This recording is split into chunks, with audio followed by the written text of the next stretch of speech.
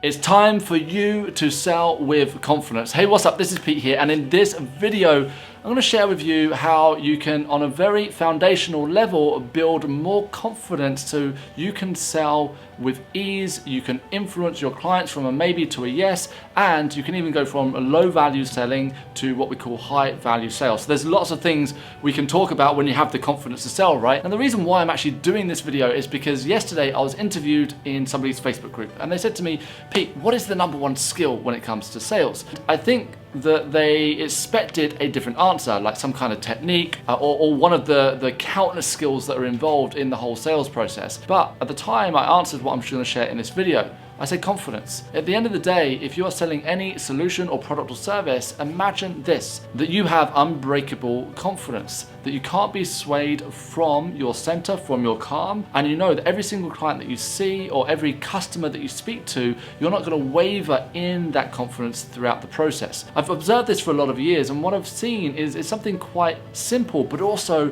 profound. The majority of people love what they do, especially if it's their own business. Now you can challenge me and say, Pete, there's loads of people hate their job. This is not about that. This is about you selling a service or a solution, and the chances are the reason why you sell it is because you're passionate about it. If you're not passionate about it, by the way, then what are you actually selling it for? Anyways, let's get into this whole thing over here. The vast majority of people want to help when it comes to their solution. The chances are you want to help people or help a particular target market or a particular group when it comes to selling your solution. We love what we do, but then when it comes to selling what we do, we either hate selling, or the vast majority of people haven't explored sales with any type of tenacity and got to a point where they feel confident through the entire sales process. Taking this into a specific example, let's take a beauty therapist. A beauty therapist loves what she does. So she loves doing facials or she loves doing massage, but then she also has to sell the products and she has to book her column. So she has to have a full schedule. When it comes to doing the treatments, that's what she's trained in. She's trained 2 or 3 years, gone through all the process, passed all the exams,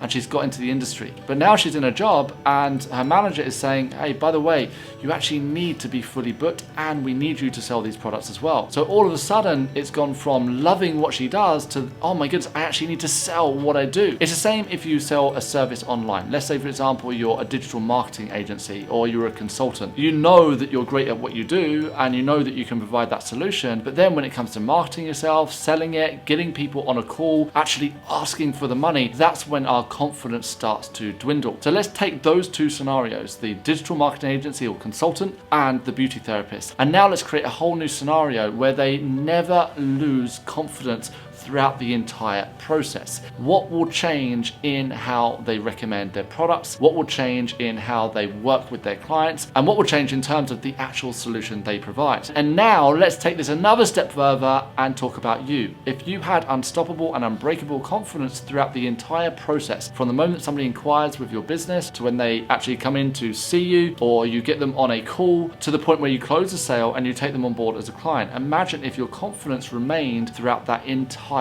process. How would that transform your business? How would that transform how you work with your clients overall? So that's the foundation. Let's move on to how we actually create that confidence. What do we need to do? How do we need to show up? Because already we know it's the #1 skill. Well, there's so much more that I can even cover in this video, but I want to give you some tangible tips because I know YouTube is full of great videos, full of not so good ones as well. But the last thing I want is this video to be another video in theory of what you can do instead of what you can practically use from right now. The first thing to know when it comes to selling is that most people have a conflict in their mind. In other words, they want to help people on one side, but when they think of a salesperson, they think of a 1995 car salesman that you get when you type in salesperson on Google. So on the one side, we've got I want to help, and then on the other side, I don't want to become this person in order to sell my product. That's why sales gets a bad name. So no matter how much you want to help people, when it comes to selling your product or service, so long as you see yourself as having to become something that you're not, you will never be able to overcome that roadblock. But what if that car salesperson isn't the answer to selling a product or service? Think about who you would buy from. Would you buy from a 1995 car salesperson with big briefcase, collars, the watch, the cigar? Are you going to trust that person? The answer is no. In 2020,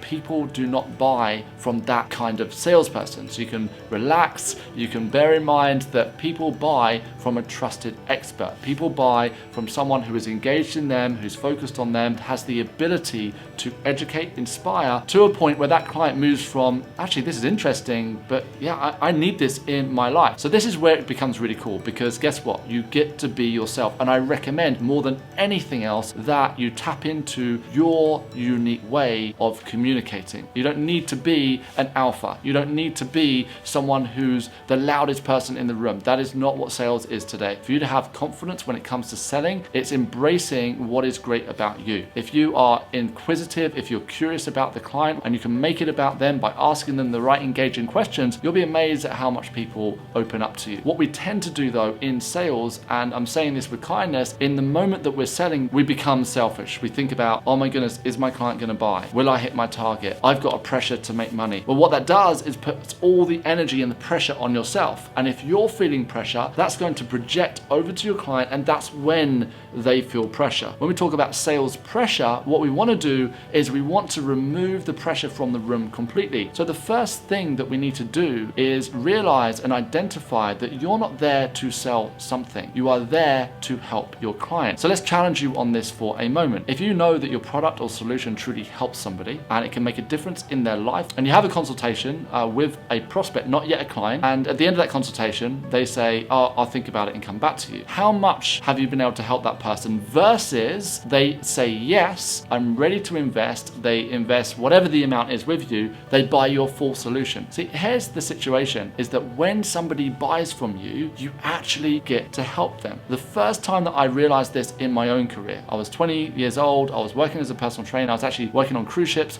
I worked like crazy to succeed as a personal trainer, but there was one problem. I couldn't convert a single consultation into a client. In fact, I remember one day I had 18 consultations in like 12 hours and not a single person bought from me. And I felt terrible. And the reason why I felt terrible might be different to the reason that you think. I felt terrible because I knew that every single person that walked away from me, that I could have actually helped them. That I could have helped them to improve their life. I could have helped them to transform their body, but I didn't have the skill set. I didn't have the confidence, and I didn't have the ability in that moment to be able to convert them from a I'll think about it to a yes. And it hit me the hardest when I had a particular couple. This really happened, one moment like this. I had a couple that were heavily overweight, totally unhealthy. So you can imagine having this couple in front of me and having them say, I'll think about it. I knew that if they invested in my program, I knew that if they worked with the nutrition, if they moved their body, if I could educate them, if I could personal train them during their time while they're on the ship and give them the exact steps that they needed to go home with, and if they just invested a few $1,000s, that's all it was at that time, that could have been the catalyst that transformed their life forever for the better. But guess what? I didn't feel confident. I was concerned about me. I was worried, would they actually buy or not? And in that consultation, instead of totally forgetting myself and focusing purely on helping them, I was kind of thinking about myself. So of course, the outcome was that they didn't buy. 18 consultations, not all as dramatic as that, but not a single person buying, knowing I could have helped every single one. I then met up with my colleagues and I said, I feel so bad. All these people that I could have helped today, but they said no to me, and it frustrated me so much that I didn't have that ability. And what amazed me was that my colleagues turned around and they said, what are you talking about? And it was only in that moment where I realized, oh my goodness, my colleagues feel guilty for selling and for taking money from someone. I feel guilty when I don't sell. So fortunately, I had my wires crossed the other way around. And after that day, I never let anything stop me again. What I did is I stepped into a place of certainty, and it took time. I leveled up and totally focused on my client. So if you want to sell with confidence, I want you to move away from the fact that you are selling a product or service and think about just how much you'll be able to help that individual if they buy from you. Because you can't help someone if they don't say yes. Sure, you can do a good consultation. Sure, you can give them a bit of information, but people value something when they say, hey, here's my debit or credit card. I'm ready to move forward. And I'll repeat this. If you feel that your product doesn't help or transform the life of the clients that you work with, then you shouldn't be selling that product. Instead, go find something what you believe in. Go find something that you can put your heart into and you can sell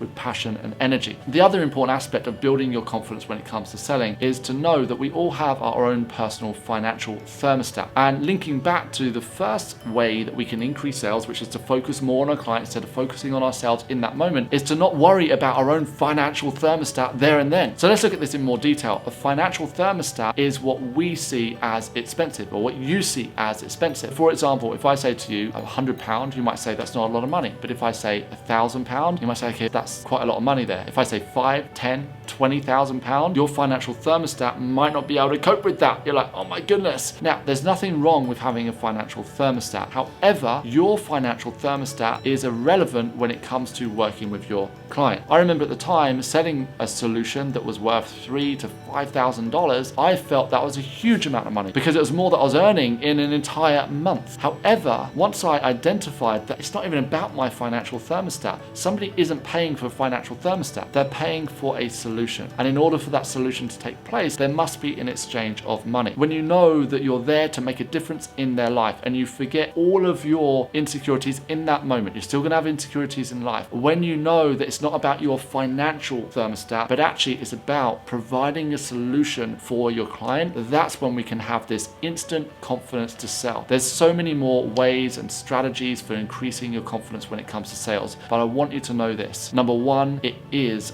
the most important skill. Once you've got that confidence, it's a game changer in how you communicate. Number two is forget yourself, focus purely on the client in the moment that you're with the client. And then number three is don't worry about your financial thermostat. You're allowed to have that, but when it comes to working with your client, focus purely again on them. My bonus tip here for you is to keep learning about sales, because the more we learn about selling, the more we practice it, and the more we work on our consultations, the more you review how you're doing and you build your own confidence, the more you're going to be able to influence your clients with certainty and with calm, and you're going to be able to help a lot of people throughout your career. Thank you so much for checking this video. I'll see you in the next one.